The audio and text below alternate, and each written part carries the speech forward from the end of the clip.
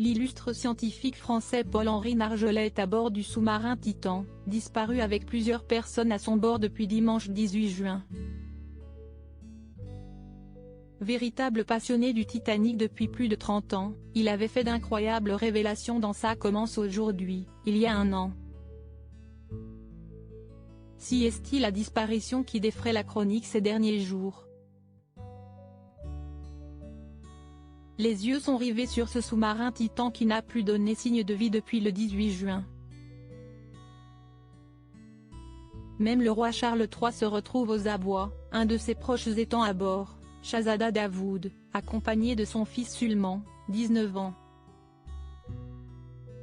Aux côtés de ce milliardaire pakistanais, le pilote de la société Stockton Rush aux commandes de l'engin, l'ancien plongeur et ex-officier de marine française Paul-Henri Nargeolet, et le businessman Hamish Harding.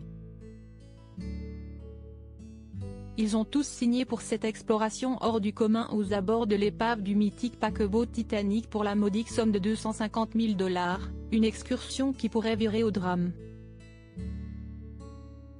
La vaste opération de recherche dans l'Atlantique Nord entre ce jeudi 22 juin dans une phase critique pour retrouver le submersible et ses 5 occupants disparus, dont les réserves d'oxygène risquent de s'épuiser d'ici quelques heures.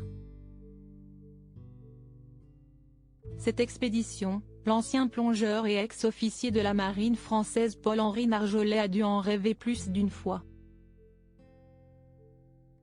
Depuis 35 ans, il voue sa vie au Titanic. Très connu dans le milieu, le scientifique tricolore qui avait été le directeur de l'une des premières missions de recherche sur l'épave du Titanic, avait été le premier à en remonter des objets. L'homme de 77 ans avait été l'invité de Faustine Bollaert dans Ça commence aujourd'hui en juin 2022, l'occasion pour ce passionné de faire d'incroyables révélations sur le Titanic. Notamment à propos des objets sortis du célèbre bateau. Celui qui se disait chanceux d'avoir pu faire 35 plongées à plus de 3000 mètres de profondeur pour faire des recherches confiées. Jamie bien plongé sur les épaves parce que, une épave en anglais, on appelle ça une time capsule, à un moment donné la vie s'arrête, tout est en place, au même moment, rapportait-il. Si est figé, on voit des choses extraordinaires. Ce qui est particulièrement passionnant sur le Titanic, si est qu'on peut trouver l'histoire du Titanic parce qu'il y a beaucoup de documents. Et en plus quand on remonte des objets, on arrive à savoir à qui ils ont appartenu. Des histoires extraordinaires des objets conservés à moins de 3000 mètres, qui provoquaient ainsi la stupéfaction de l'animatrice. On a même remonté des lettres écrites à la main, qu'on peut lire aujourd'hui, expliquait Paul-Henri Nargeolet, avec enthousiasme. Le papier ne se conserve que s'il est dans un portefeuille, dans une sacoche, dans un sac en cuir. Parce que le tannage du cuir qui se fait avec des produits chimiques, protège les objets de la détérioration par l'eau de mer et par tous les sels qu'il y a dans l'eau de mer.